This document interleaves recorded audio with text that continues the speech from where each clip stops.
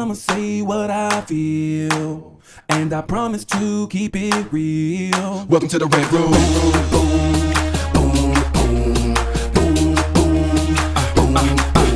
So you wanna be a writer? Well, you gotta be a writer till your fears are diminishing, the doubts are behind you. It's hard to grind in the business, got me stressed in the rant room. We let that shit up off our chest. You never have to guess when you're listening to Hilliard. He gon' bring more game than a shark playing billiards. It's all about the craft of screenwriting. It's exciting when you turn an outline into something enlightening. Your pen and words are like bullets in a gun. Write what you feel, say what you want. Welcome to the Rant Room. Oh yeah. What's up, y'all? It's your boy Hilliard Guest, and you guys are listening to the Screenwriters Rant Room. Where we keep it real, we keep it opinionated, we keep it what, everybody? Game all day. Oh, look at that, Josh was like, what's up? You get a donut. You get a donut.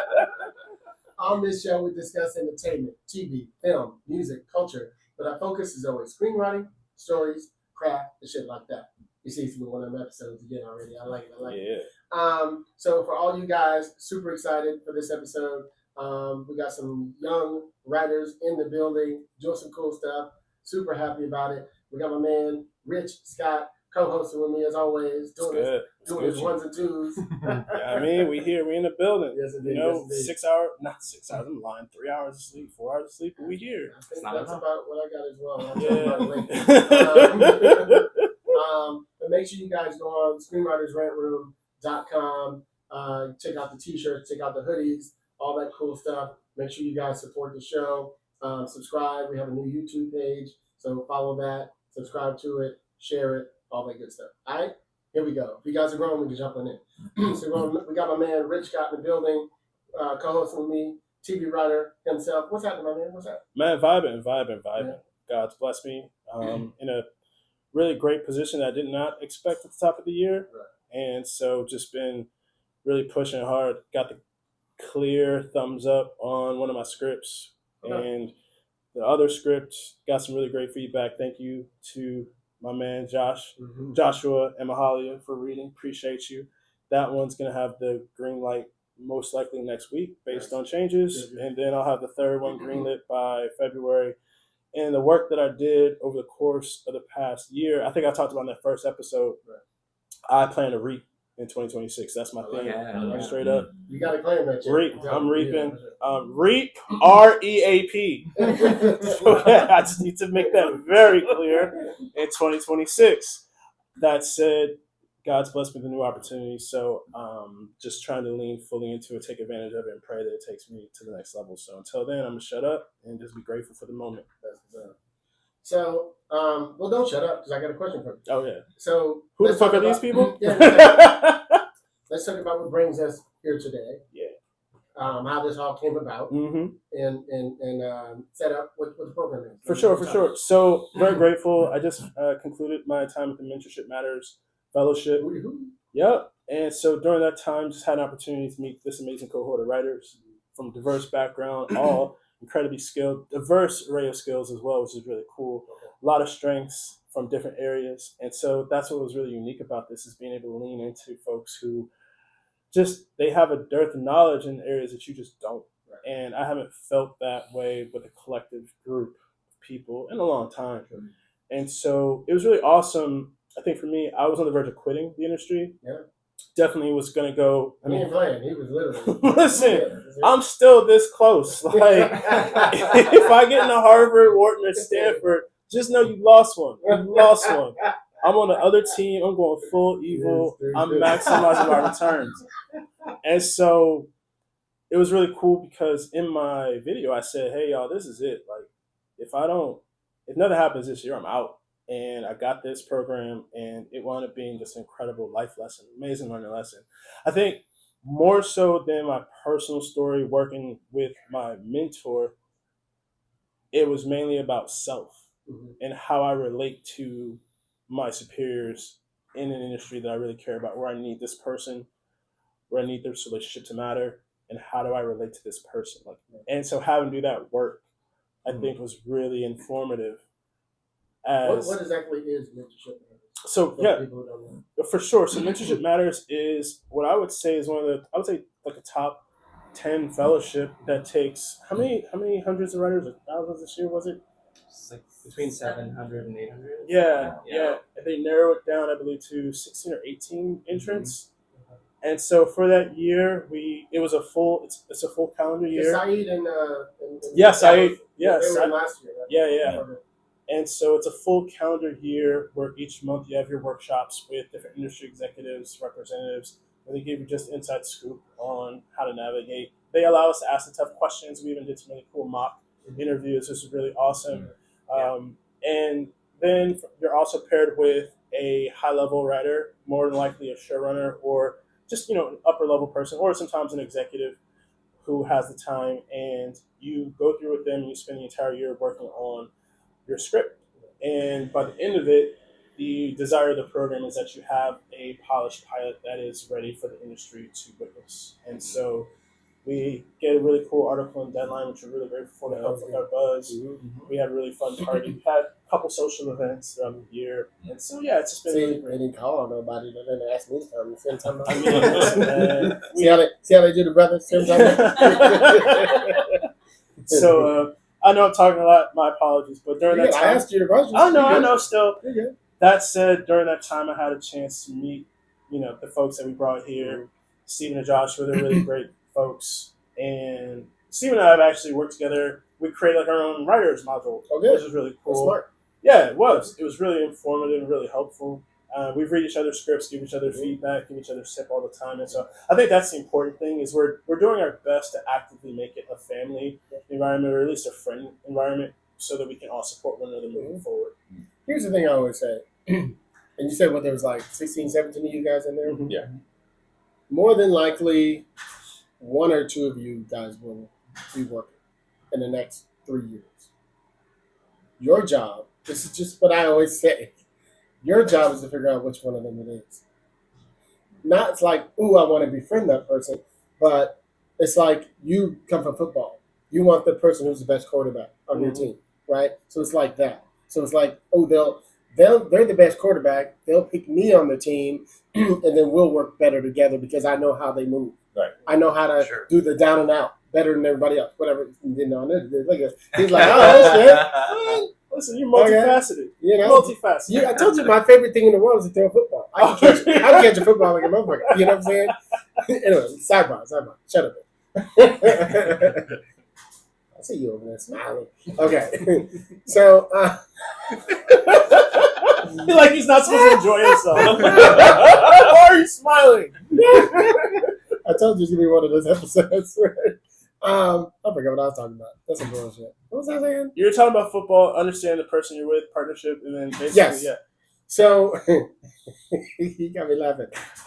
So, in essence, the people around you are the people you should be working with. Like, when I was in the Cosby Fellowship in, like, the early 2000s, I'm still friends with all those people. One of them, Angela Allen, who was a co-EP on SWAT, like, we talk, like, once a month. You know what I mean? So it's like these people around you need to be talking to in that way and building these friendships and relationships. So that's what I was called. Sure. Yeah, and so it's been an amazing program, been an amazing run. And for me, I think I just wanted the opportunity to share this platform with folks from that and just bridge that. Okay. And then just encourage people who are listening to keep applying. It seems daunting. It seems like I literally did this. I'll never forget. I did this. Yeah, because you were done with all that. I was dead ass like, fuck it, I'm out. Like I've gotten so close. I'd had so many people pat me on the top of the head and tell me I was so talented. And like literally when you have presidents of networks saying, I don't know why you're not on a show. And you're still not on a show, you're like, what the fuck am I doing? I'm just gonna go be evil. So I think the beauty of this program is, like I said, I was probably a month away from just being like, fuck it. And I'll never forget, I found out about this program on Coverfly, God rest its soul. And I think I had a day. And I was going out the next night, and I knew I didn't feel like even caring about something like this. Right. And so I just said, all right, whatever, 2 hours. I sat down, I wrote the essay. I did the little video. I sent it in. I was like, whatever. And then they're like, hey, you're a finalist. I was like, wait, what? And then I met my mentor, and we always talk about our life story and the importance of it, especially when you're pitching yourself and telling your story and how much that matters. We talked about football and theater, and that's what we connected over, was being that person on your football team who's also a theater geek, and being that theater geek who's also a job. Right. And what does it mean to be that go-between? And so that's where our bond really started. And that's ultimately the reason why he chose me from the candidates that he had to choose from. And so, yeah, I was just saying, lean into your story. Make sure that you find those moments, those little nuggets that really help you stand out. And go from there. So, yeah, enough of me. Let's bring in Stephen, then we'll go to John. So, yeah. Hello, Stephen Nolly. How you doing? Very nice to be here. Very nice to be here. Hello. Welcome to the quiet storm. There it is. It's a very He got that voice, though. Yeah, he does. I am a biracial Japanese-Jewish Air Force brat. Moved around a lot growing up. Third culture kid. I went to NYU. After graduation, I kind of broke my teeth in the theater downtown. I was a resident artist at the Flea Theater in Tribeca. I wanted to do more film and theater. I love doing theater. I really loved theater. There's something about the immediacy of theater. You know something. You know if something works right there. There's no imagination. But I wanted to do film and TV. I wanted to reach more people, and I mean that was the big dream, be a big screenwriter. So I came out to LA, and I've been writing in one form or another since I was a kid, and a lot of it was, when I meet other writers, my journey's a little bit different. I have always been writing in things that always kind of fed me. So for me, a lot of my journey was, all right, instead of writing, a 50,000 word epic poem in dactylic hexameter, which there is no market for. I love this piece, but there's no market for it. Can I take my writing, which was something that I love to do, can I turn that into something that I can get paid for? And trying to take my mind from writing for me, which is very much what it was my entire life, into, all right, well, what will people pay me for? What is it that other people want? And trying to really focus my voice into something that feels more commercial. That still makes you feel fulfilled.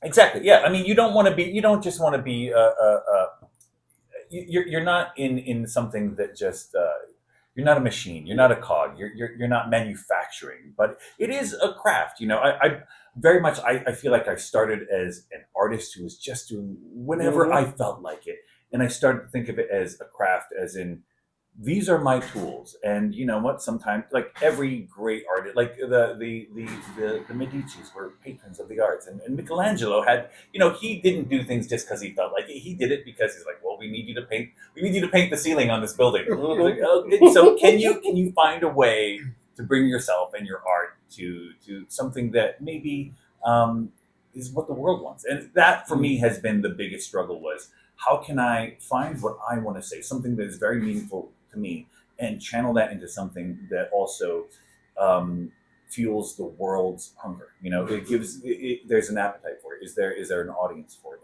And trying to find what people want. And it's always so difficult, because I do find that I'm drawn to a lot of weird things when, like, no one else thinks this is interesting. Like what? Like, talk about well, like, all right, well, there's a joke that I always, so I'm into horology, and that's horology without a W. And that's a joke that very few people get that joke. But I love building watches. There's something about, like, I can appreciate one thing leads to another, and you take a little piece of metal and you build up tension in it, and that releases slowly in a predictable manner that is going to give you things. And all the little things on your watches, they're called complications. Right. And that's such a fantastic intellect. Yeah, I mean, this is like something that you want as a feature for your watch. It gives you more things. They're complications, and I love thinking of all this. If you want to have more value in your life, it's going to be more complicated, but it's so beautiful. See, this is a screenplay. A screenplay. But watch, a screenplay, as I tell everybody, is a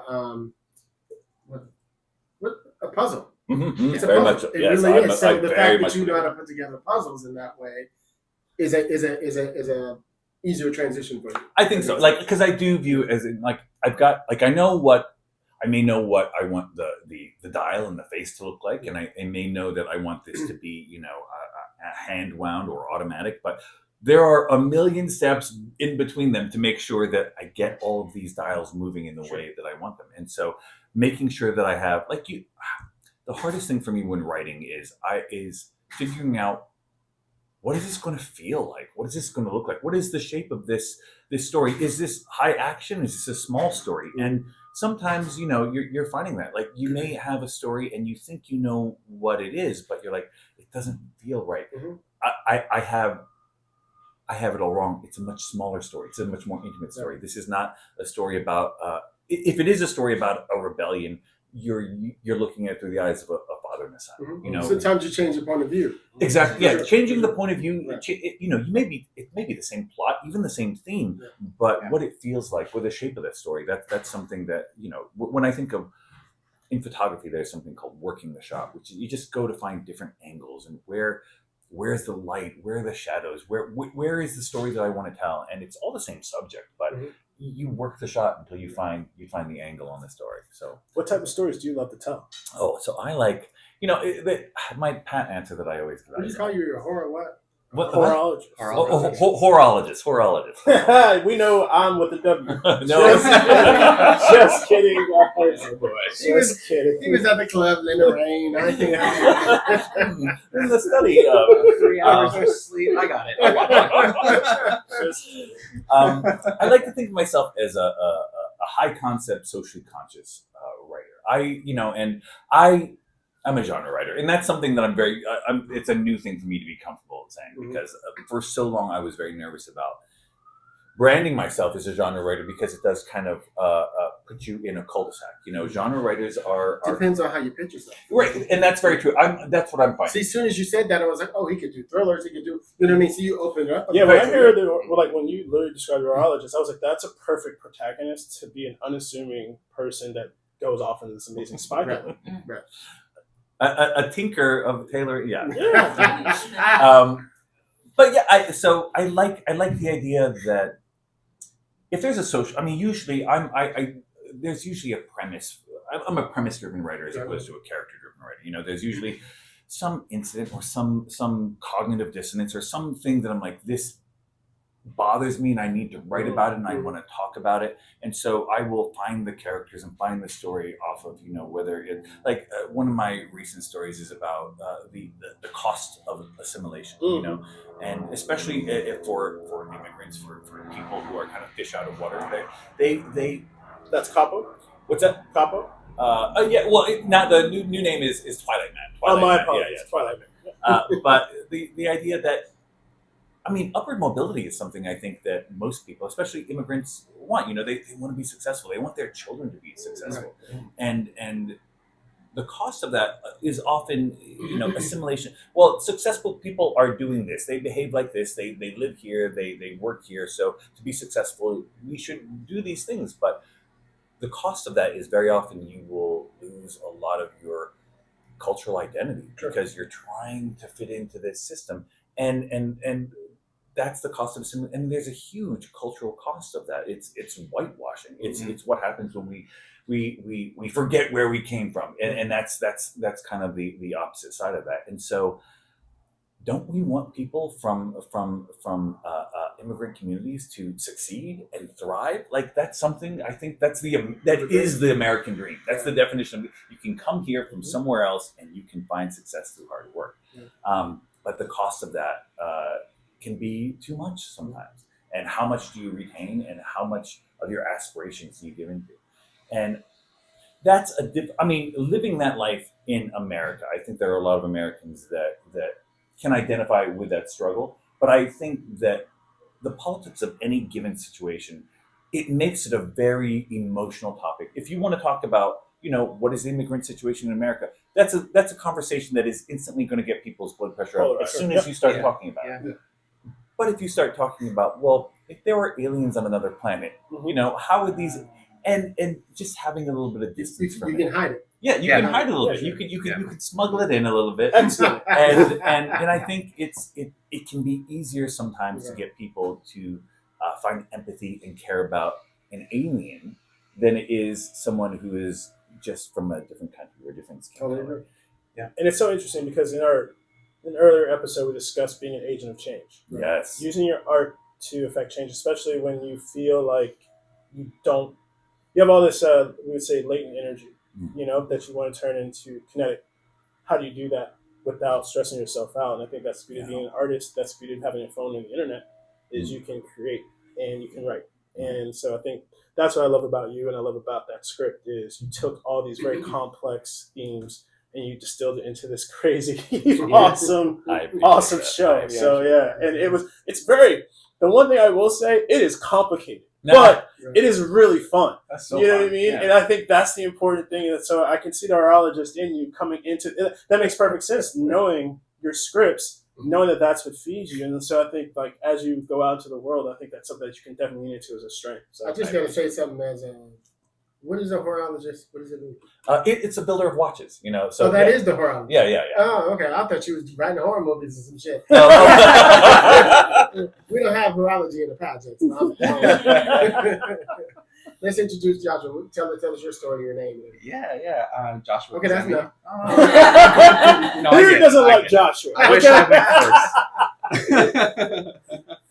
Yeah. Joshua Kazemi. I'm half Iranian, half Filipino. Originally from Texas, and I like to refer to myself as a sitcom disciple. And I sort of joined that church as early as I could. Like it's '94. My mom sits me down and she puts on Friends, right?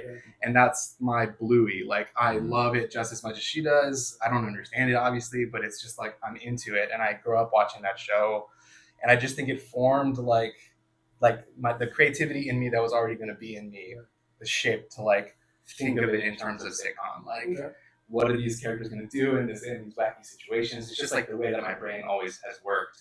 But again, at the same time, being a little kid, I was like, I don't know what being a TV writer is. I don't know what screenplay is. So it found its way in other stuff, just like trying to be creative as much as I can. Only ever really excelling in school in like creative writing assignments, stuff like that, And then I find myself in high school. I was the student body president my junior year. Because the seniors none of the seniors above me wanted to run. So I was like, I'll do it. But then it wasn't cool that year. Right, exactly. And I had a chip on my shoulder because I'm like, I didn't default to this. I can do this. I can do a good job. And so our big thing at our school was like the homecoming banquet. If that goes well. Well, so I grew up in Houston, but then I moved to the Bay Area at like 11. I was like all over. So my high school was in San Francisco, but I lived out in San Pablo, Pinole, like all over. I'm from EPA. So Nice.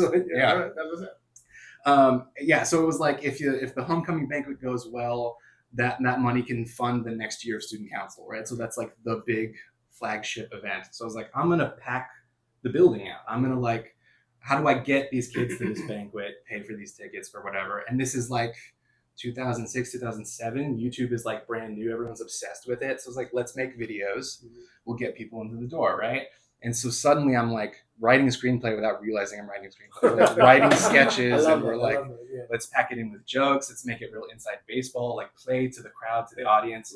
And sure enough, like we sold so many tickets. And then the night of, people started showing up to buy tickets at the door. We're like, we don't have enough tables. We need to like that's get people out. There's awesome. like, okay, this feels You didn't know good. this, This was right? work. No, I like it. I like Yeah. it. Yeah. So I was like, okay, what did I just do? Like, what was this? I need to figure out what this is because this is speaking to me. So I go to the Academy of Art, University of San Francisco. I take a screenwriting class over the summer. And then my senior year, it's like, we're going to do that again, but we're also going to make we basically made a TV show as like an after school project. Because I noticed that a bunch of kids like me, like I had to commute outside the city. So I had to wait for my BART and my like bus routes and stuff. So I'm after school hanging around for like an hour or two with a bunch of other kids. BART is a beautiful thing. I have a BART map printed up in my house. Great system. I love BART. Yeah, For real. I hated it. What? Well, you were going through. And it's so much writing on BART. Just kidding. I like driving where I want to go. Yeah. But go ahead. What did you know? But yeah, so there was a bunch of us that were hanging around after school, and the school was like, we need something for them to do, but no one has bandwidth to do anything. So it was like, hey, if you give us like once a month, give us an assembly to show something we make, we can make videos after school. We can do something productive. And we made like a narrative show. It was like our version of The Office in a private school, awesome. basically. That is awesome. And I just like came alive. It was like, this is it. Like, this is what I want to do. Did you direct them? Did you just write them? I did all of it. Yeah, I wrote them, I directed them, I edited them. Just like learned how to make stuff by making stuff. Okay. And we had a great time. It was so fun. And it just was like, this is it. This is what I want to do. So I moved back to Texas and went to UT and studied film there. And right out of that, a couple years after graduating, I ended at Rooster Teeth Animation, a animation studio in Austin that started in like 2003, making a web show called Red vs. Blue. That was based on like the Halo video games. And so by the time I got there, it was 2017, and I got hired as a video editor. Like that, at that point, that was what I had the most experience doing. But I should back up a little bit actually, because it's interesting how I got into Rooster Teeth. Like they were looking for someone to edit their top 10 videos. That was all. Like they weren't looking for a writer or anything. But I had experience writing for Watch Mojo, like a top 10 YouTube channel. And that was like the first thing I ever did after school. Like after I graduated college, and it was like, I want to be a screenwriter. None of these scripts are any good. No one's going to pay me to write, so I'll fall back on my video editing skills and just freelance a little bit. But kept writing and kept trying to refresh my samples. And eventually, like after I sent them to like Screen Rant and Screen Junkies and BuzzFeed and The Onion, just like any website that was looking to hire writers. And Watch Mojo got back to me, and they were like, here's a writing test. We want you to do that. And so I got through that. They hired me, and it was like, I'm writing for the biggest. Where my 10%? I'm writing for the biggest top 10 channel on YouTube. While meanwhile, Rooster Teeth is looking for a top 10 video editor. So it's like the stars kind of aligned for me there to get my foot in the door at the studio. And in my job interview for this editing job, I'm like, I'm a writer. Like I'm going to edit for you like a writer. That's how I know how to do this, is just to construct it the way that I would a script. And they saw that and they were like, okay, great. Like you have like a drive and an initiative that we want. Like obviously we're going to hire you to edit, but if you can move up, like that's what we want you to do. Like take ownership of the show. And so 6 months into Rooster Teeth, I started writing, and I never stopped writing. And I was there for 7 years until that studio shut down. What kind of things did Rooster Teeth do? So they did, it was mainly like narrative short form animation. Stuff to their own website, stuff to YouTube. And they would do like 10-minute narrative animation stuff. Like so you guys were a Quibi version, if you will. Yeah. And so I got to work on a bunch of cool stuff and make a bunch of stuff and like get a really early sense of like what it means. And somebody paid you for it. Exactly. Yeah, it was full-time salary for 7 years. It was really hard to like walk away from. It's like I gotta, it kept me in Austin for a long time, maybe longer than I would have like thought I would be. But it was just like such a great experience to see your stuff go into production, like learn what that's like. And then it shut down. And I was like, oh no, what do I do? So this is like May of 2024, Rooster Teeth shuts down.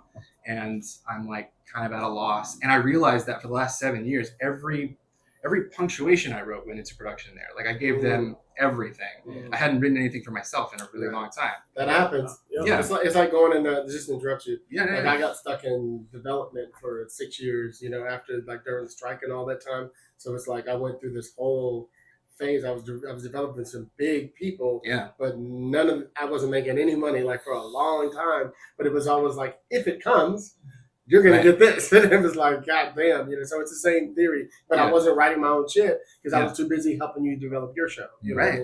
Yeah. So like I didn't have anything to kind of go off of from there. But I knew of Mentorship Matters because I had applied a couple years before, and they were like the top of my list because the idea of one-on-one mentorship, like building that relationship was like, that seems to be in a business about building relationships, like that seems super valuable. So they had the deadline was like the summer, I think. Yeah. And so this is May of 2024. I have till the summer to write a pilot script. Let's do it. Let's like pedal to the metal. I'm going to coast on this severance for a little while and just write all day, every day. And so I wrote a script, and that got me into Mentorship Matters. And then my wife and I, who had always wanted to live in LA, we were like, okay, so I got this mentorship program. We've always wanted to move to LA. Let's do it.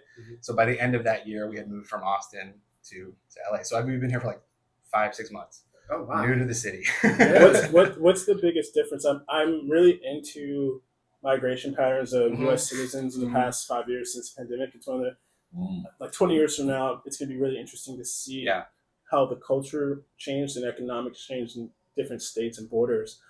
So what's it been like for you? Because the Austin to LA pipeline has been one of the top 5. Yeah, for sure. Yeah.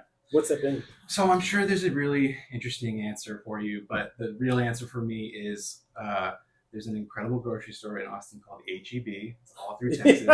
And it is H-E-B, right? H-E-B. Yeah. Here, everything's better. And it's an incredible grocery store. It's just one-stop shop. It's got everything you could ever want. And my wife and I got so spoiled and used to, like, you know, we're gonna do curbside every week. It's the only place we're gonna go, and it was amazing. And I miss H-E-B every single day because I'm here in LA and I'm like, I gotta go. The best salsa's at this grocery store. Okay. The best bread is at this grocery store. I gotta go to that grocery store. I gotta go to this grocery store. This one has terrible parking. Whole Foods don't even have Kellogg's. No, I gotta go to 6 different grocery stores to like try to replicate the magic of H-E-B. Like, come on. It's like living in a little village in France in the 1700s. Yes.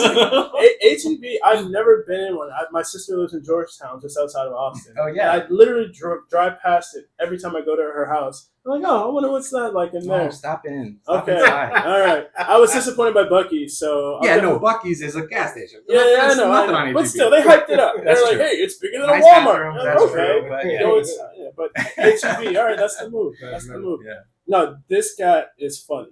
Like, funny. I can tell. And I love, sorry, I'm trying.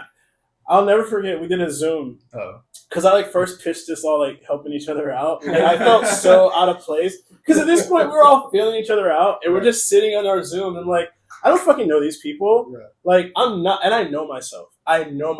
If I don't like spend time with you, it's not that I don't care. It's just like, there's so many people in this world to care about. Yeah. That it's like, this is just gonna, so I was like, all right, whatever, shits and giggles. Who wants to meet up? Let me try. And I'll never forget when you pitched your episode, I like fucking cackled. You remember that, right? I appreciate that. And I literally was like screaming in the Zoom, you have to write that. You have to write that. So yeah, please tell us about that, bro. Are you allowed to? I don't know. No. I don't know.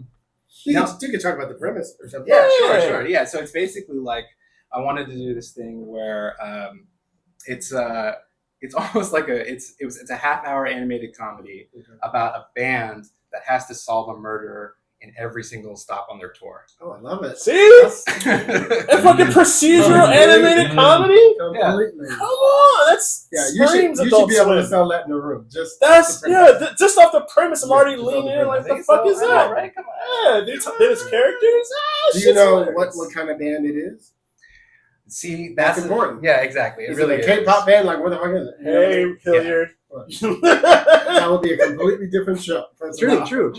No, I mean, so like, what came out of I was only saying it because I was popular. Oh, I know. I'm just saying to whoa, that has appeal. Inside baseball. I love it. It's the only way to play baseball. Yeah. No, my mentor actually, like one of the big things he kind of like hammered home for me was like we did character camp. Like we did like almost 2 full months of just your premise is fun, it's funny, that's great, but who's gonna inhabit that world? Let's talk about them over and over again. That's why I said who's the band? Exactly. Yeah, for sure. So what came out of that was like this idea that the band it's initially at the top of the pilot, it's a singer-songwriter who's like, you guys are my hired guns, my backing band. By the end of the pilot, they are a band. You know what I mean? So it's definitely like that sort of, maybe some light rock, mostly pop, a singer-songwriter type stuff. That's what I imagined. But is music a big part of it too? I kind of kept trying to write music into the script, but just in the form of lyrics, And I think my mentor and I, like, it took a while for me to come around to this idea, but he was like, lyrics on the page is a tough sell. Like, if you were ever to actually write the songs and could communicate that this script comes with actual songs, I got to interrupt. That's a different thing. To me, this is just my. Yeah, I've written quite a few projects with music in it. The only time it works is when music moves through action. If you're just like, here's the song, here's the whatever, but if you're like, here's a song as we go through this little sequence, then it makes sense. That's fair. That's so just be thinking about that. Yeah, I think also another thing that we kind of bumped into was like, trying to cram what is usually a 45-minute procedural into a half hour was really difficult to do, and there wasn't a ton of room for all the kind of stuff I wanted to do in terms of like the music or whatever. So it ended up kind of just being, it works well, I think, in the final version as like almost like punchlines to gags like of their songs, because they're struggling musicians, right? So we come in at the end of the final chord of a song to like crickets in the room, stuff like that, you know what I mean? And then they're on to solving the murder. But you know, I always picture music being a big part of it. You know, should it ever get made, that would be, I think, an important part of way to get the characters' catharsis through. But I'm wondering, because we talked about theme on the last episode, but I always talk about how you want the reader to feel. Yeah. Right? Yeah. So maybe there's a version where you say something, just a spitball. Yeah, please. Where you do something like, you know, the band goes into a song that feels like an ethereal moment in Frozen. You know what I mean? Yeah. Like, at least we get the feeling of what it is you're trying to say. So when you do get there, and it's a better ride for the person who's reading it, as opposed to skipping over it because you don't know what it is. Yeah. You're telling us how you want us to feel during that moment. Yeah, totally. There could be another version of that. Yeah, I think so. Televised musicals are tough. And I think, you know, that we've been having our text thread. You were talking about it in your K-pop. It was hard to do. Oh yeah. And so there was like, you know, I wrote a musical about. They don't know. No, I Oh, don't that's know. funny. I wrote my first option deal came from a musical I wrote about K-pop. Yeah. And the theme was about just like the whatever. Who cares? Anyway, Did they know your background? No, I don't. Maybe I don't know. But long story short, it was one of those things where, I mean, yeah, that's crazy because they were pitched. That's what like Pharrell and everyone. It was going to be a whole thing, and the music was one of those things where basically everyone's like, "Hey, all this." I spent so much time with music and production and lyrics and like really doing it. I have a friend who's done amazing. He's got incredible film and TV credits. Did a musical composition. And they were like, yeah, all that's great, but we're just going to hire XYZ 1, 2, 3 and just so yeah. And like, okay. This is what I'm telling you. Just tell us how you feel. Yeah. But that was the important thing. I was like, okay, that's fine. But, and I think for me, what I did was I made sure that what I always love, I love musicals, and I know Steven does too. Mahalia does. I come from musical theater. So. I adore musicals, and you've written one as well. So I think for me, it's like, okay, well, how Mahalia said she gonna sing for us. Hey. Excellent. So for me, it was always like, how do I move story through? And so what I said to them was, you know, this song, cut it, do whatever the fuck you want. I don't care. But this, whatever song you do put here, this is the place for it. This is what the character's going through in the journey. This is, by the end of the song, this is how they have to change. That's all I'm saying. Yeah. But see, it's about feel. Yeah. I want you to be in that moment. I don't want you to lose it because I went off and wrote things you don't understand how it feels like.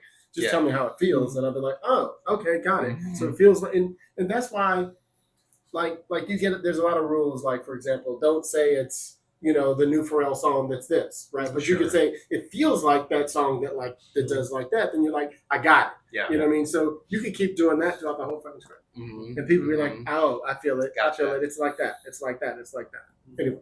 So what's up next for you? Yeah. All post Mentorship Matters as we're back into this crazy chaotic world. You guys are done now, right? Yeah, we're done. Yeah. Where are you now in your journeys? And as you go through that, is there any advice or tidbits you would give to any other writers who are coming up through this crazy time?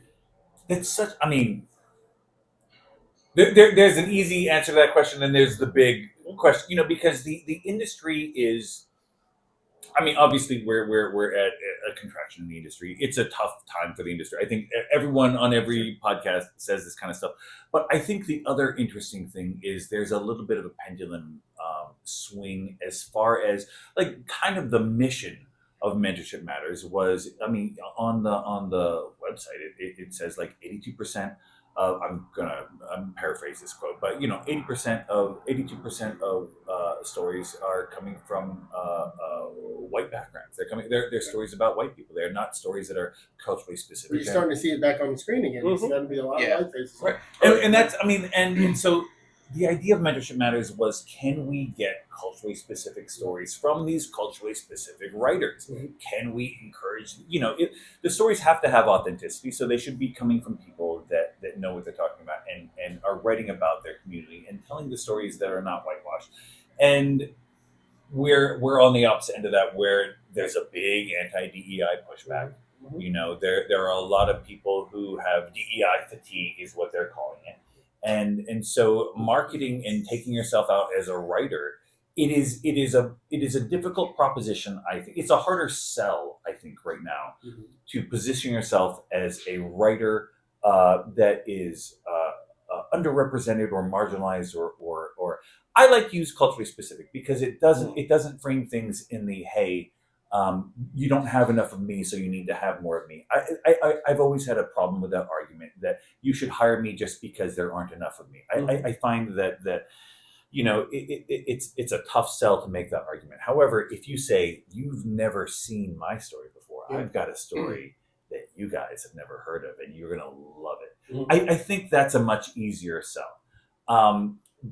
So I think the way we position ourselves coming out of this. that's gonna be the question. I mean, you know, and I think for any writer of color out there, they've heard it a million times, and they've heard it probably for the last 20, 40 years of, does the lead have to be blank? Do they have to be black? Do they have to be Asian? Do they have to be queer? Did you read the script, motherfucker? Yeah. You know, I mean, it's like, well, you know, and because I'm also an admin for another group called A Game, and we set up meetings for Asian American artists, and a lot of writers are like, how do I get an A Game? I'm like, well, tell me about how the Asian American experience. You know, tell me about how you write from the Asian American experience as a white person. I got something I want to show you later, by the way. We'll talk about it. Okay, yes.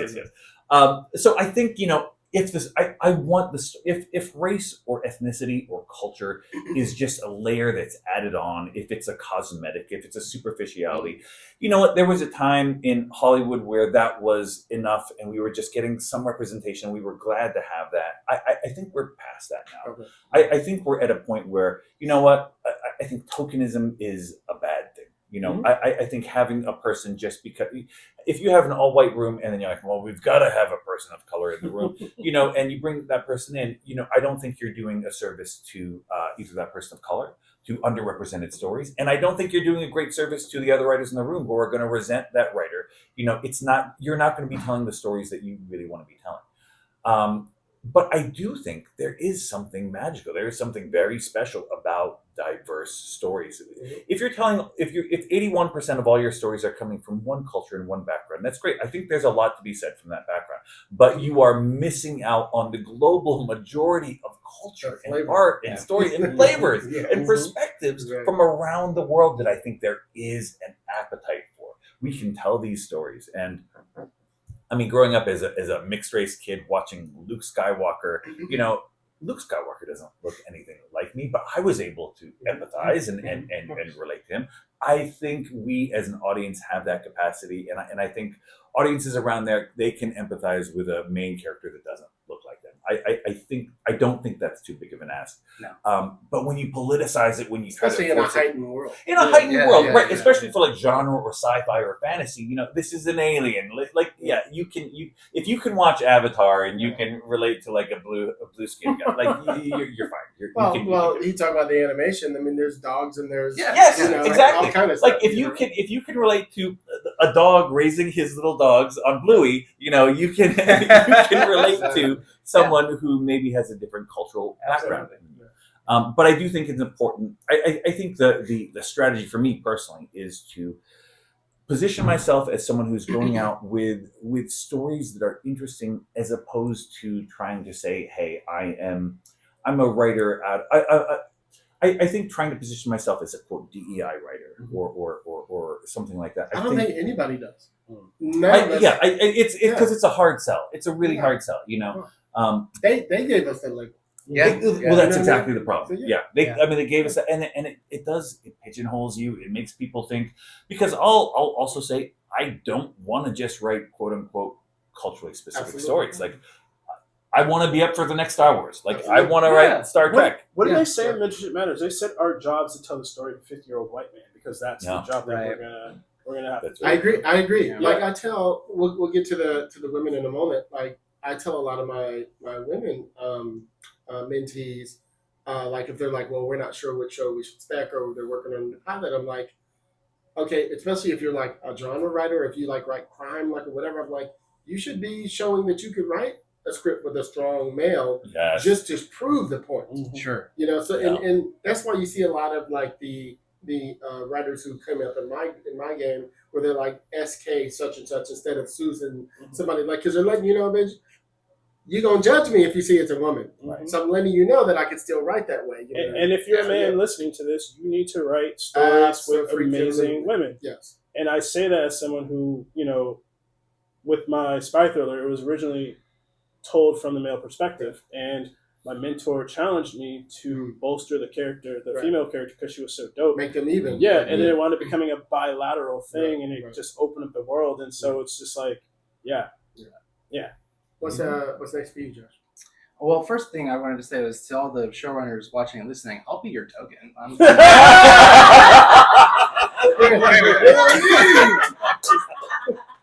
Josh trying to work, boy. Josh looking for I'm available. No, He's like, I got a wife.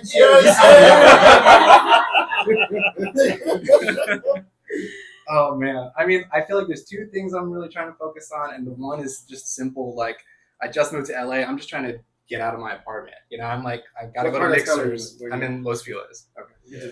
Yeah. Yeah, just down the street, and like going to as many mixers as I can, trying to meet people, trying to go to comedy shows and improv stuff, and like just trying to get out there and meet people and find a community. You know, like I had that space in Austin of people to work with, and that was an incredible experience. And now I'm out here and I'm trying to find something similar, and then just keep writing. Like it's advice I think that's getting thrown around a lot, especially now as things have been tough the last few years. But it's so applicable. I think like if you want to be a TV writer and you quit, you'll never be a TV writer. Right. You just can't quit. No. So just do whatever you need to do to keep writing.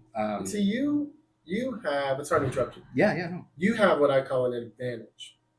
And here's the advantage. You can be like, I got an advantage. Bitch, you got an advantage. Write it down. So here's what I mean. You know how to make a movie. Mm-hmm. Most people know how to write. Yeah. So your advantage is, okay, I know how to animate. I know how to do this. I'm going to do that. So let me make sure I put the drawings together so I can do that. Like, you got to be ahead of the game. Basically, this is something Rich and I talk about all the time. You can't, this is for all of you. You can't just be thinking like a writer. Yeah. You have to put on your producer hat. So I'm about to go do a big pitch in 2 weeks, right? I haven't told you about this, Rich. I'll tell you about it later. And what I did was I brought in the showrunner, right? And so we're putting together the pitch and we're getting everything ready. So when we walk in the room, when they go, well, why are you here? We're like, bitch, I brought this bitch. Right? You know what I mean? And I kill it in a room. You'd be stupid not to have me. See all this shit in here? This is me, bitch. Anyway, so you want to bring value. So you don't want to just go, oh, I got the, because the premise kills. Yeah. But you know, because you've been in those rooms, even at that company you were at, where you had to run everything, you had to direct it, you had to do all these things, right? So you know what it's like to stand there in front of everybody and break down. Yeah. Here's all the, you know, why am I forgetting everything right now? So I got 3 hours of sleep last night. I'm a little tripping. Storyboard. You know what I mean? Yes. So you can do your version of that and sell that show. Yeah. Just on that. I bet you could pitch the whole thing. I bet you could pitch the whole thing. And then the song comes on, it feels like this. Like, you should have saw my face in the Zoom. Like, I remember it was like I was in a dimly lit my office. Right. I think it was like 8:39 at night. I was tired as fuck. And then did you go last? Was that it? I think maybe so. Yeah, I think his shit was last. Right. And so we just pitched like these really heavy dramas. Oh, that's what it was. Yeah, that's what it was. Right. You were there too, weren't you? Yeah. We shit was real. Yeah, shit got real heavy. And so then you were like, oh yeah, blah blah blah. And I was like, well, hey, what? It was like this jolt of energy in the room. It really was. It was a breath of fresh air. We all were like, oh shit, and we just leaned in. And I just. You know, anyways, man, the one thing I will say is I have an eye for shit. I know I have an eye for shit. I called Sonia O'Hara. I'll never forget, we were at ITV Fest and her show, I had to watch, hundreds of shows that year, independent shows.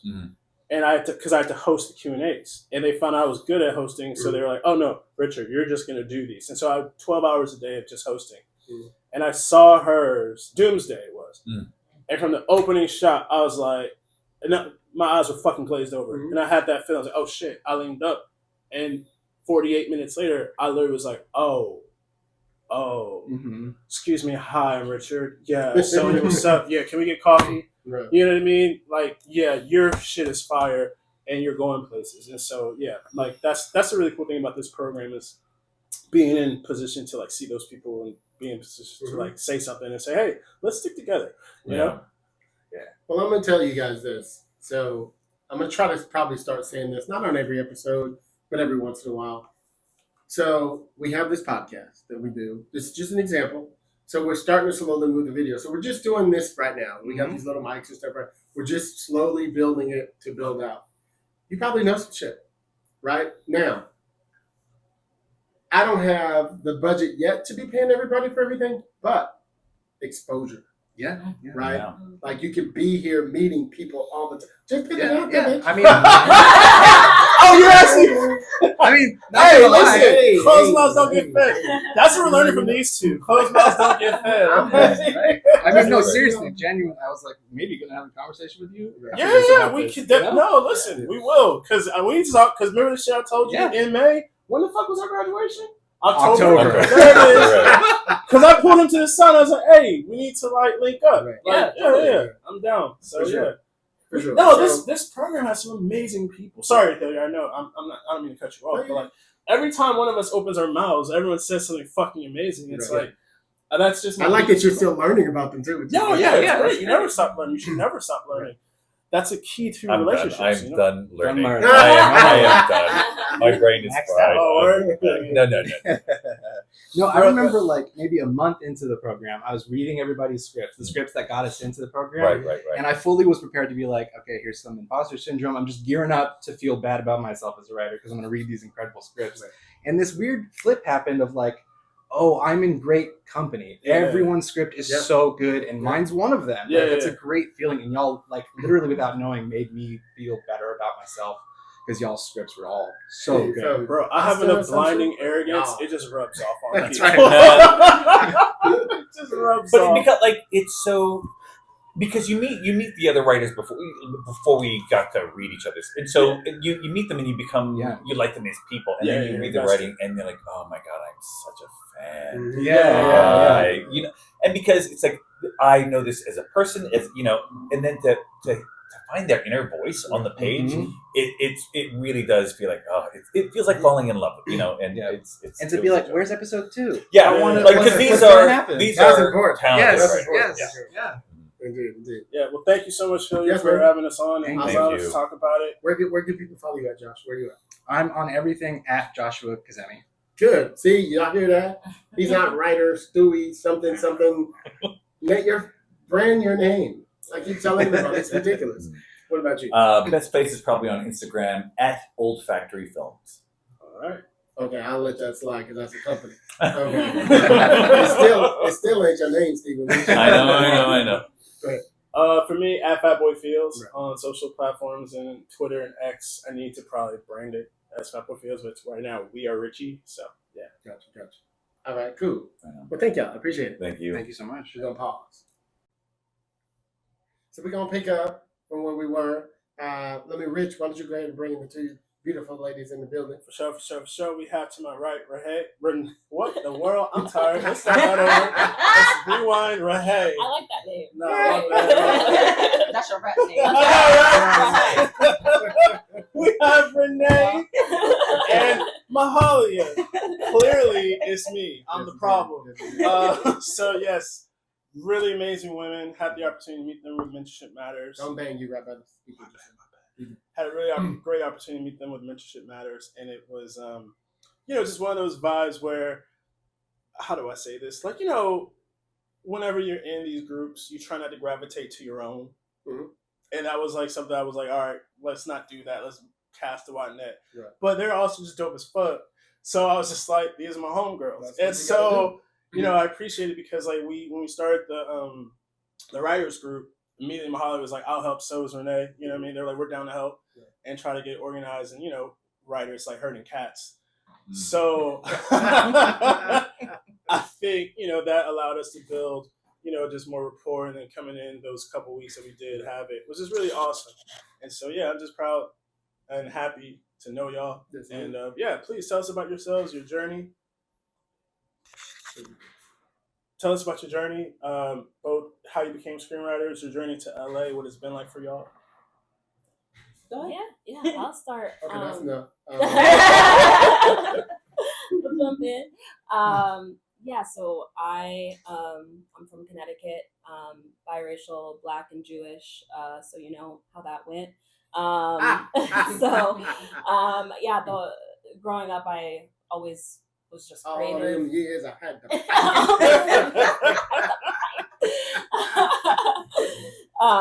You know, so I really clung to creativity. That was kind of my outlet growing up. Started off with poetry, and I had a flair for the dramatics, you know, so I was doing, you know, just a little bit. So, you know, I did theater for a while and was writing, and I was always really, really, really into writing and just being creative and telling stories. And that shifted a little bit. I always, you know, wanted to be creative, but I also was really into journalism. And, you know, everybody around me was like, oh, you should pursue that and see. And I was like, let me go down that pathway, see what that's about. So I went to Temple University. I was in Philadelphia. I was like, I'm gonna be Gail King. Like, I was like, I'm gonna be on the Today Show. Right. I'm gonna be telling all these stories, and I loved it, but I was still craving that creativity, that the feeling that poetry gave me, and the feeling that just writing in general gave me. And then I met Shonda Rhimes. Well, not in real life, but I met her on TV. I was like, why are you here? She's like, who are you? She's like, that's my cousin. And I came across How to Get Away with Murder, and I fell in love with it. And then I couldn't stop thinking about TV. Right. And I just wanted to consume all different forms of TV, different genres. You know, I was looking up who wrote it, their life story. It might have been a little creepy, but I was like, I'm looking through their Instagrams. I'm like, what are they doing on the day to day?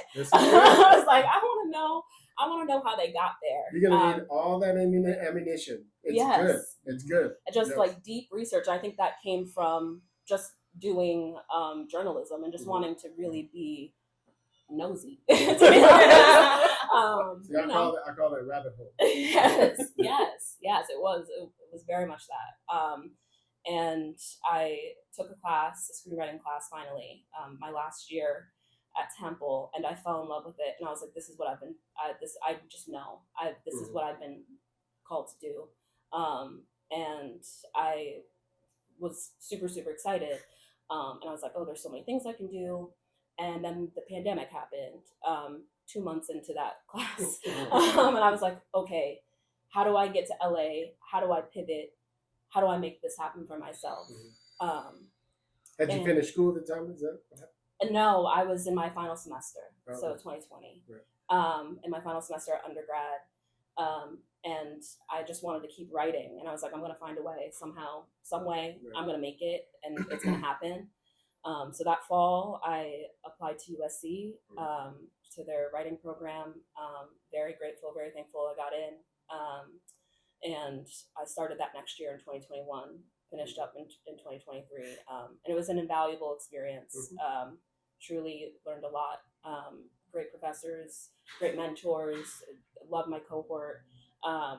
Did you study TV or film, or which track were you on? TV. So we did a little bit of both, but I really focused on TV. Okay. I mean, once I watched How to Get Away with Murder, that was it. Yeah. Like I was like, oh no, like TV is it. And that's been the one thing that's been consistent for me is, you know, I'm open to features. I wrote one last year, but I have always really been called to do TV. And so I stuck with that, and you know, I graduated from that in May of 2023. The strikes happened, and wait a minute, yeah. And so that was an interesting time, and I also wanted to really digest everything that I'd learned, and I had a couple samples coming out of school, but I wanted to refine them and really work on that, and took some time, and then Mentorship Matters popped up the next year, and How did you hear about it? I actually, from a friend, I got coffee with a friend who was a year below me at USC. And she told me about it, and she was like, "Oh, have you heard about Mentorship Matters?" And I was like, "Oh, wait, no, I haven't heard anything about it." She's like, "Oh, you should look into it." And I'm pretty sure it was like that day. I don't know if there was that much time left. It's kind of a similar thing because it was in the summer, and I was like, "Oh, I have to apply right now." Like right now. Or like right now. I don't even know what I said in that video. Like I was just I put something up. But no, it was great, and I'm really, really grateful to have the cohort that we have. We've got a lot of really, really talented people and great people. Yes. So that's a little bit. That's my Yeah, journey here. we'll get some more stuff from you. Let's get to you, girl. Introduce yourself. Hi, I'm Mahalia Latortue-Pridgett. I'm originally from Okay, how New you say York. that? Latortue? Latortue-Pridgett. Is that It's hold on, French. Is that Cajun? It's French, but Okay. I'm Haitian. Oh, got it. Yeah. So it literally translates to the turtle. Okay. I can Oh. Yeah. But yeah, I'm Haitian. Both my parents are from Haiti, and even though I was born in the States, they really wanted me to know our culture. So if they had a rule where if we had more than 3 days off from school, we had to go to Haiti to be with my grandmother. Oh wow. Yeah. So we Oh. grew up bouncing back and forth between Haiti and Long Understand. Island. Culture. Wow. Yes. They made sure we learned everything. Can you speak the language? Yes. Okay, I can good. speak Creole fluently. I can read it, write it. It's Okay. been, yeah. Mm. They really wanted us to know our culture because my mom would famously say, "I'm raising a Haitian, not an American." Wow. So really ingrained with the culture. But it was weird a little bit because I felt like I was living in the in-between, right? Like in Haiti, I was too American. In America, I was too Haitian. I was weird. Everyone in my town looked like they were on Jersey Shore. Like it was rough. And so I turned to television as a way to understand the world and understand really the American custom and like how to assimilate.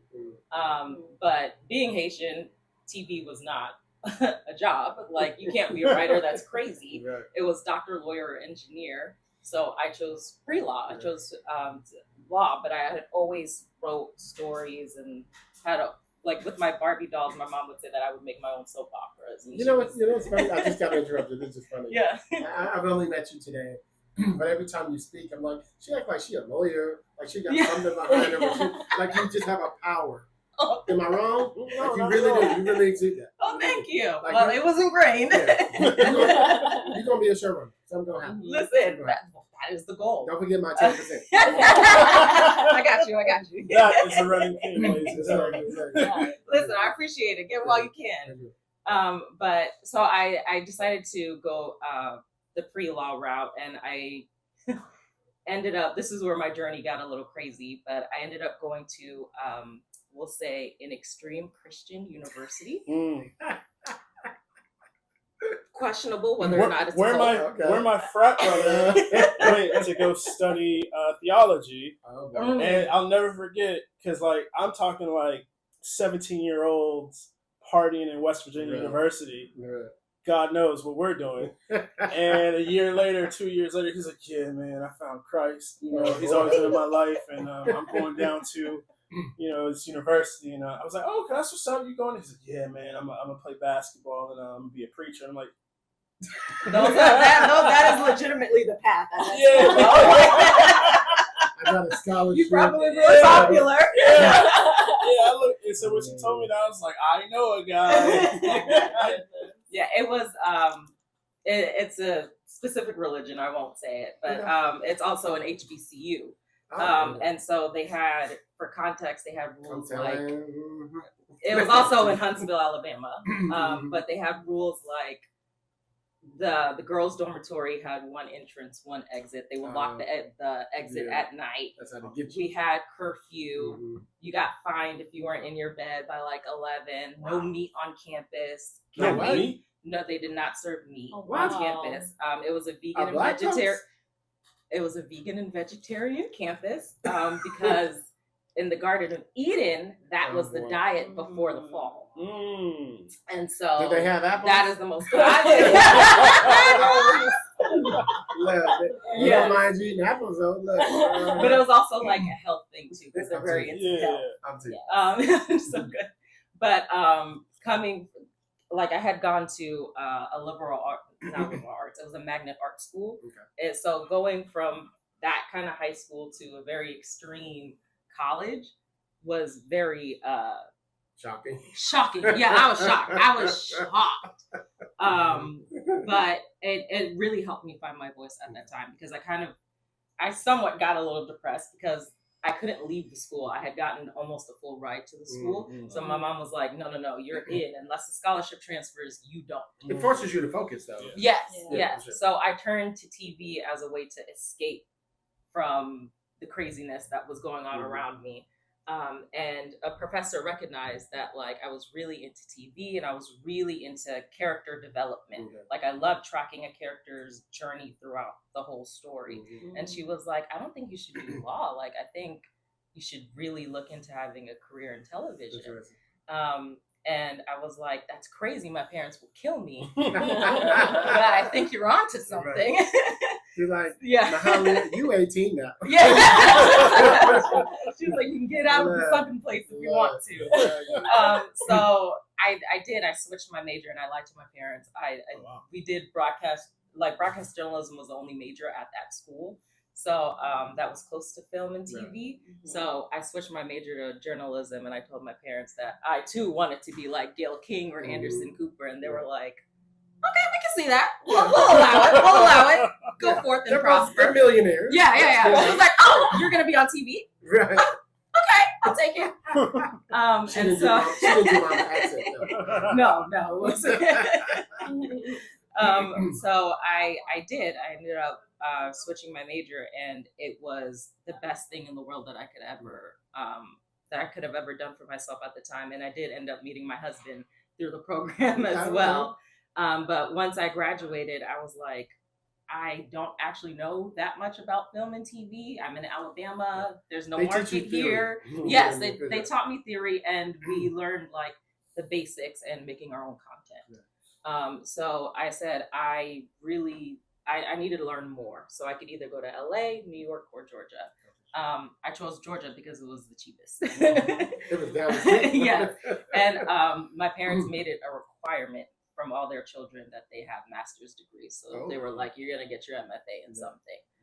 You're going to get your master's in something. So I told them, I was like, listen, I do want to do film and TV, and I'm going to go to SCAD in Atlanta. And they were like, we don't understand what that is. Explain yourself immediately. And I told them, I was like, think Tyler Perry. And immediately they lit up. They were like, oh, I see the vision. Right. Conquer Hollywood, my child. Go for it. Oh, that's awesome. Bring honor That's to our incredible. name. That's awesome. That's incredible. So I ended up going to SCAD in Atlanta. And that's where I realized that I wanted to be a showrunner. That became my North Star. And after I graduated, even though it was the height of the pandemic, it was terrible for the world, wonderful for people like me, because I started off as a COVID compliance officer on so you set. got to be on set. Yeah, so I was working Rick Ross music Right. videos. I was doing random TV shows and stuff as Every that. And then I transitioned into an accountant clerk and then an office PA, and I just started learning all the different jobs All on the set. departments. Yeah, because I realized as I was working that, one, I noticed a lot of writers were not coming to set. Right. And then it dawned on me, I've talking to a couple of showrunners, that a lot of writers don't know how set works, and they don't understand the dynamics of a film set. No. And I was like, well, if I want to be an effective showrunner, I didn't want to learn all the departments and what they do and how to talk to them. Yeah. Don't we all live on here? So I ended up being a line producer's assistant, which got me access Smart. to everything, Smart. and the numbers and talking to the studios and stuff.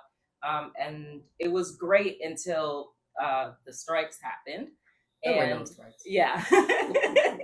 And then I think the WGA put out it was like an email or a letter, but it was talking about how many people, like how many members were in each state. Right. And I think they said like 36 WGA members were in Georgia. And I was like, 5 of them have to be my professors. Oh shit. Like I gotta get out of here. Yeah, like this, there really is no writer's room here. Yeah. Like if I really We all want right to up here. We go down yes, and shoot. exactly. Yeah. If I really wanted to move up and level up, I had to come to LA. Yeah.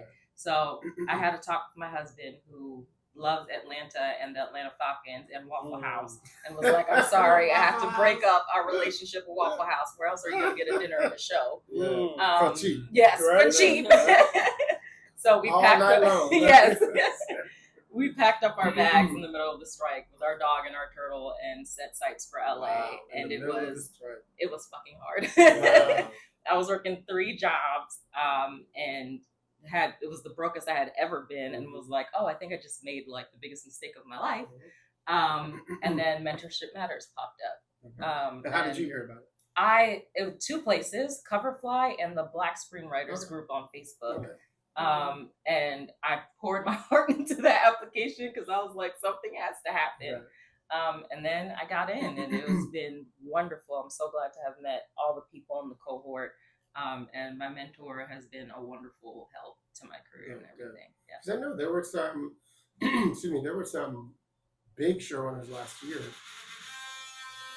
I'm assuming are they the same, or do they change every year? Do you know? It changes every year. It's all dependent upon schedules. Because I know, like Aaron Rashawn Thomas and a couple of other guys that I know that were there last That was yeah. Saeed had him, I believe. Yeah. Okay. Because nobody said who their person is. I guess you guys can't say it. That's fine. Can we not say? I think we can. But you guys are saying nothing but positive stuff about them. My mentor was Maisha Clausen. So she did Claws, Truth Be Told, How to Get Away with Murder. And she's working on some development stuff right now. But she's been really, really great because for my writing journey, what she challenged me to do was write from my personal story, which is something that I hadn't been doing. I would always go off of my imagination and sprinkle myself in the script. But the sample script that I wrote in the program was about how I met my husband at this very interesting university. But see, I always tell people, and you guys have to excuse us with the noise, you're going to keep hearing it. Welcome to Hollywood. So, Rich, you've heard me say this a million times. The script you make it in, or you break in on whatever level you break in on, is the script everybody told you not to write, or the script you were the most afraid to write. Yeah. Every person I know. Everybody. And it was the script that I was afraid to write, just because I couldn't. I know the story from my perspective, but I was like, my perspective is not the most reliable. Like, I want to do justice to the whole story. Sometimes you don't think, is it a movie or is it a TV show? Yeah. And then everybody else is telling you. It was just hard to develop. Everybody else is telling you it's Also, a movie or a TV show. There's like also I would say the emotional and psychological effects of having to relive the past. Yes. Sure. And to like mine through it. I think for me, I gave my rep a list of 5 ideas, and the 5th one was just, the show about me passing out Monster. And she was like, write that story. I was like, bitch, you didn't read the other 4 ideas? Like, the fuck is going on? Like, you didn't read none of those. She was like, write that. And I didn't say bitch, obviously, I would never. But like, I would. you can. We've had that discussion. But I get that gay man. you get the gay pass. You get the gay pass. Okay. Only person I can say bitch to her face is my sister, and that's because that's our relationship. Because she calls you a bitch. She calls me the other words I'm not allowed to say. But you know, that's a script. That script has been pretty hard because you have to dial. And as I go back and talk to my old employees, you're thinking about all the horrible things you have to go through with this job, and you're not being paid, the misogyny, the sexism, the racism, sexual harassment, you know, just blatant discrimination. Yeah, right? And my friend's court case just finally completed because they fired him because he had cancer, you know? And you're like, shitty company, and I'm still addicted to the drink. And that's the dichotomy I had to navigate writing that thing and still try to make it lighthearted and funny. Every year he's like, I'm not drinking anymore. I come in and I'm addicted, man. It's the ultra sunrise. It got me, man. I can tell you. I need some energy. Yeah, buddy.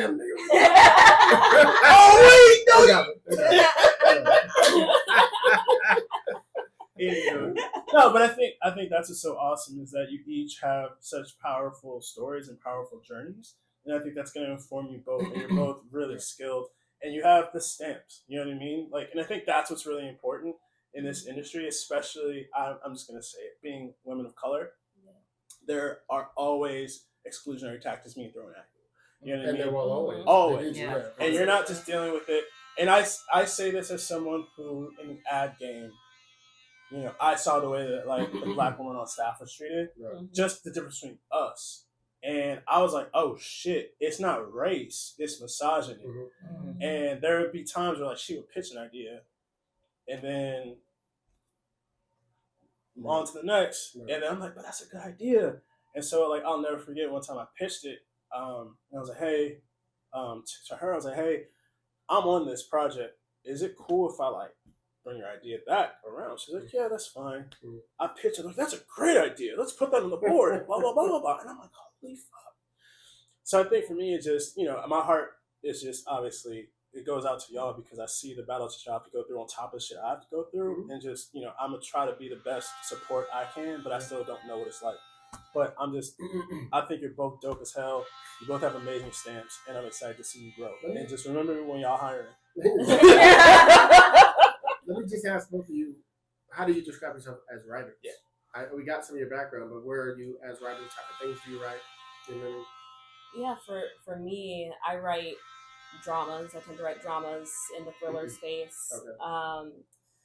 I mean, I just being from that journalism background and really loving uncovering those types of stories. I would say, you know, you like that mystery. I like that, yeah, a Okay. little bit, but also of, you know, characters uncovering the truth, Okay. whether that's unraveling the truth in their own lives or other people's lives. Mm-hmm. That's something I've really been drawn to.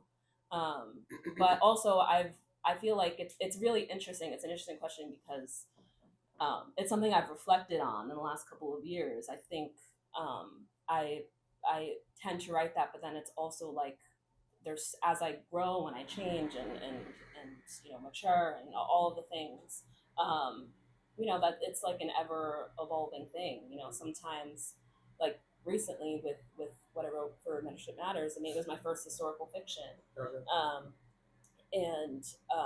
And that was a journey in of itself, and talking about even, you know, when we're writing about things that are close to us. For me, it was writing about my grandparents who were an interracial couple in upstate New York. And my grandfather was from the Deep South, and he was like, honestly, you couldn't tell the difference. The only difference is in the South, at least people will tell you they don't like you, you know? And so writing about that experience, and also spending a lot of time up there, you know, that kind of opened my eyes a little bit of really leaning into different parts of myself and different areas I want to explore and different areas I still want to explore, of whether that's, you know, different things happening in the world, but also culturally.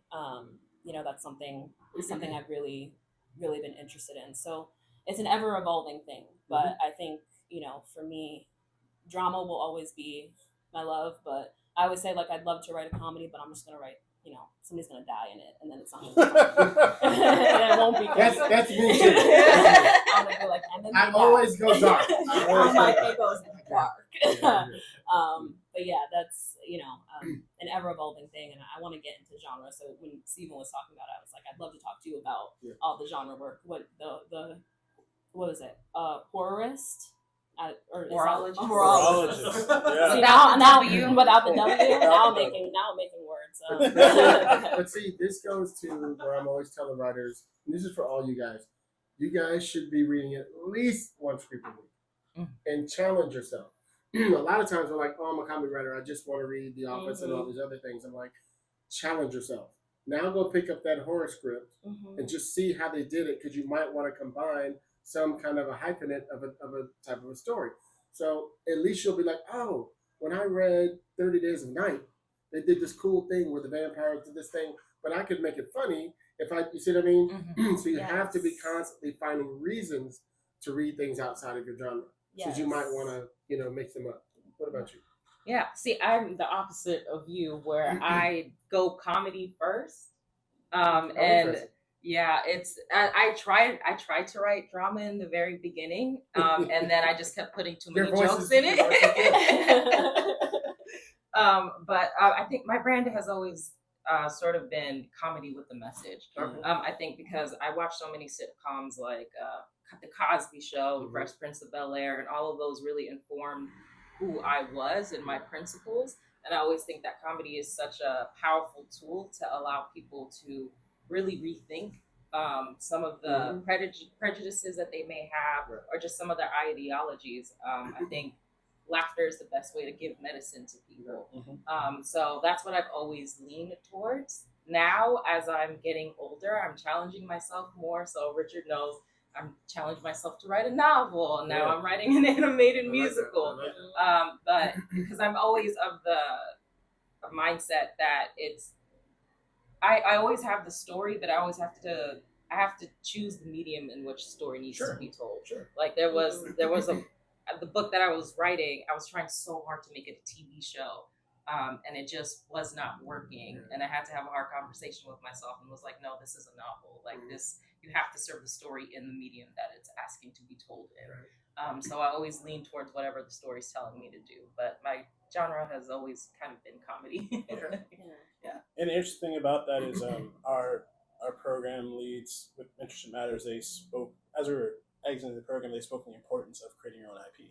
And expanding yourself. You've been talking about it for a while too. Yeah, exactly. Yeah, I'm not a novelist, but definitely like maybe a short story that you can turn into something. But creating your IP, owning that IP, and then packaging that and selling it is the way that a lot of people are looking. So I think you're ahead of the curve there, and I'm excited. And you told me the story. It's like really, it's awesome. It's heavy and funny and awesome, and so I'm excited to see where that goes. That's dope. Thank you. Yeah. And I think also, just a quick tidbit on what you were saying too about, I think we have to all be super creative on how we break in, and also for career longevity, you know? I think social media is a huge tool being used now. I think that the creator space is really interesting. And I mean, you see a lot of creators just getting deals just from skits. Yeah. You know? But also you look at the Drewski skit from like last week, and it's massive, and I think it's hilarious. But it also, I don't even know if he meant to cause the amount of. It's very simple too. I don't know if he meant to the amount of social unrest I think he's caused in the Black church.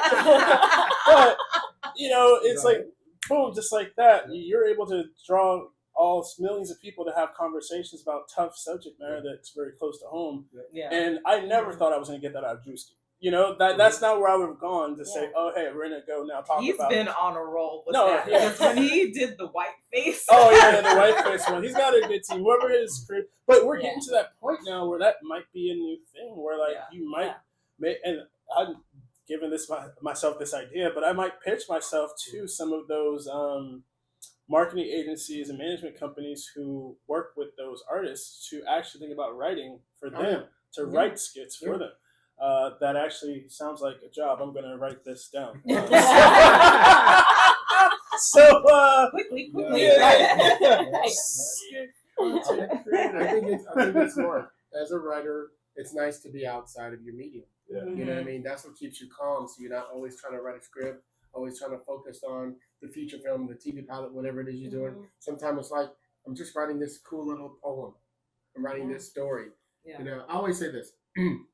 There's 4 elements to writing for screenwriters. This is my thing that I made up. Shut up. That I believe we could all be doing to constantly be moving forward. Just a little game for y'all. If you haven't heard me say this, you can be writing. You can't be writing today. You can be reading. You can't read. You can watch. If you can't watch, you can listen. So that you don't have to be doing any of the 3, but one of them you should be doing every day. So I was saying earlier that you guys should be, at least reading 1 script. When I first started writing 25 years ago, I was doing almost 2, sometimes 3 a day. So I'm trying to let you guys see what your competition is. It's people like Lena Waithe, like we don't be playing. You know what I mean? She can run a show and do all this stuff and still write a script and still write a play. If she can do it, what are y'all doing? Right? So just be thinking about how can you be prolific and get the most bang out of your buck. I'm sitting here now as I'm listening to, I didn't realize you were a comedy writer until you started talking more. I was like, oh, this bitch fun. Have a good time. But y'all need to be connected, shooting something. I don't care if it's a little short, whatever. Like, it don't mean you have to be on the screen, but you guys all know that he can act. You know what I mean? My man, he trained actor. You know what I mean? Put them in something just to play. You know what I mean? So there could be something. Do a little 3-minute, whatever. Shoot it here in my office. I don't give a fuck. You know what I mean? I'm just saying, Rich has done it. You know what I'm saying? So just find ways. I always say this. Don't look at what I don't have. Look at the resources you can get. So I just told y'all can shoot something here. What happens in this office? There could be some little funny thing, right? What happens, right? You got the whole hallway. Nobody's walking on you got the bathroom. Ain't nobody in there on a Sunday. You know what I'm saying? You see what I'm saying? So, but be creative with the resource. I'm just using just places. Yeah. You know what I mean? To be thinking about that in your life. Like if you have a cool little apartment, your friend has a cool car, but you know he'll let you use it. You know what I mean? Whatever it is, use the resources you have. Don't sit back waiting for Hollywood to staff you. Yeah. That's all I'm trying to tell you. Yeah. You got to be pushing, making stuff because great. Those of you who didn't come from film school, right? Or like my man Josh over there, who actually went off and shot all this stuff for a company that paid him. He didn't pay my 10%. But he actually got to learn how to shoot, and you probably had all kinds of different budgets, right? And toys to play with and crews to manage. So he got to learn how to do it all. So you see all the experience you're sitting right there that you could be learning so you could be ready to produce. Yeah. So when God bless you to get on the show, you'd be like, I know how to produce this thing. See what I'm saying? Yes. All right, that's some game for y'all. That's what's up. Anything else for you? I love it. On that note, hey, thank you guys. I appreciate you guys coming through. Mentorship Matters Writers Program. Yo. Yes, indeed. Yes, Yeah, I indeed. love him so much. I'm missing it's championship weekend for NFL. Yeah. So that's how much I love y'all.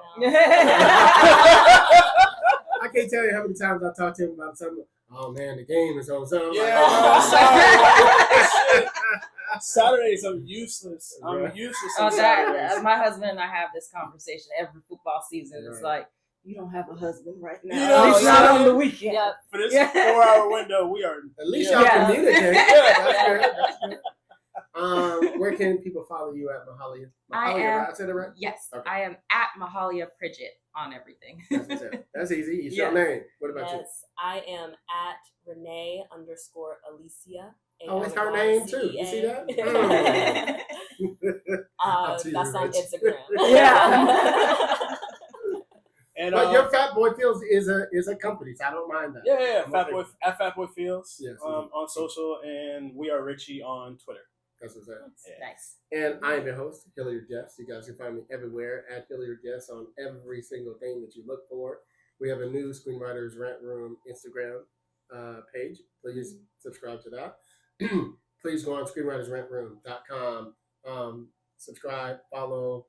We have a mailing list there. I'm going to start really utilizing that, sending you guys information. Get your t-shirts, get your hoodies. What colors we have? Yeah, we got black, royal blue, white, and gray. Look at you. All right. I got good listening skills. I see you. You know what I mean? You must have been an actor or something. Yeah, I guess. Yeah.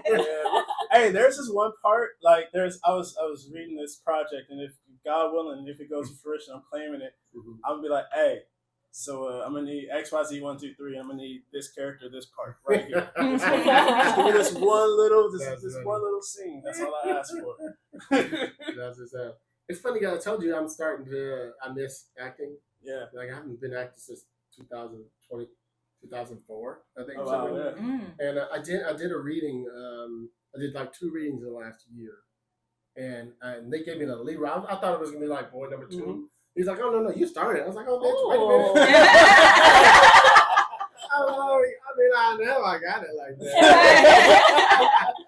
And it just muscle memory. Yeah. Right. But I was like, oh, it's because every day when I'm in here writing, I'll be up on my feet. Oh yeah. Doing this shit. I was like, I'm still acting every day anyway. Oh, you know what I mean? For sure. You know, that's my advice for young writers is to take an acting class. Yeah. I think it helps. It really helps me with my writing a lot, especially with dialogue and understanding characters. And I think for me, when I move on set, I know how to communicate with actors really well. Because it's like being trained. When I was at grad school, we had to learn 4 different forms, 4 different methods, and those 4 were like the core that a lot of offshoots have built their methodologies around. Right. And so it allows me to like, okay, ask that question. Okay, are you an outside-in actor? You know, are we going Stanislavski, Meisner? Okay, cool. So now I understand your process. Like, what are some of the hangups that are, you know, and then seeing directors on set. That's the one thing I'll say about Mentorship Matters, and I'll shut up after this. My mentor. When I've told this story, I don't know if I've told you all, but I'll never forget when I went to Fox and I walked on set and I stepped inside the square Video Village. Inside the square is different. And me being a big It's black a power space. Yeah. me being a big black man in a hoodie and Tim's when I walked in, everyone looked at me a certain way. I'll never forget the way that a certain person on staff looked at me and spoke to me. Because I was just like, you know, who the fuck is this? You know, and What you granted, doing over at Crafty? that's their job. The background's over there, right? That's their job. Then I stepped inside that motherfucker, and everyone was like, oh, wait a minute. And I sat next to my mentor. We talked to the director, the network executive, and the production company executive. And I'm literally listening to this conversation. And then we're going into pre-production meetings with the director for the next episode. And then we're going into budget meetings. Then we're going into transportation meetings. Right. And you go throughout the entire day, and you can do that multiple times. It's like, oh, right. Okay, this is where I want to be. And so I'm grateful for Mentorship Matters because it's like, it's not just the creative, like, oh, I get to write and create. No. Yeah. I want to do the boring, mundane stuff. I want the 15, 16-hour day. Right. I want to be able to like go through and discuss casting and wardrobe and why this mask is better than that. That's the fun shit. Yeah. So, And I'm telling, as somebody who's been there, it's a lot. yeah. You know what I mean? But I think you guys are getting ready for it. And if you're doing something you love, you're willing to do it. Yes. You're willing to get 3 hours a night. Yeah. You know, sleep and shit like that. Sorry, I just had to No, say it's that. all That's good. big ups to That's Mentorship Matters for that. Yeah. That's some good. So we have a new Screenwriters Rant Room Instagram Screenwriters Rant Room YouTube page. Please subscribe to the show. We're trying to blow that out. We're trying to build it out. There's lots of videos on there. We keep growing them. Lots of clips, you know, all that stuff like that. So subscribe. We appreciate it. Share the show. I think this might drop tomorrow. Okay. I think, yeah, because we're going to Black History Month and we all were black on that last one. You know? Yeah, you black side. Indeed. So thank you guys. I appreciate all you guys who came in to hang out with us. Joshua, Steven, Aaron. I got my man Aaron on the ones and twos. Appreciate I call the camera the ones and twos. You better learn that one. it. Mahalia. Why did I blank on your name? Renee. God damn it. Jennifer. What are you doing? It's the 3 hours. No, Oh, somebody- yeah. 3 hours. Jennifer just hit. I Okay. was like, that's it. Yeah. So anyway, Renee, thank you very much. Of course, Thank my man you. Rich Scott in the building. Always been with me 10 years. Something like that, yeah. It's been a long time. It's been a minute. Since It's I been a left minute. you. Yeah. Remember Olivia's crazy ass? Yes. Good I do indeed. times, good times. Indeed. Everybody join me for Game All Day. You guys know how we do it on the Rant Room. On the show, we keep it real. We keep it opinionated. We keep it what, everybody? Game all day. Peace, y'all.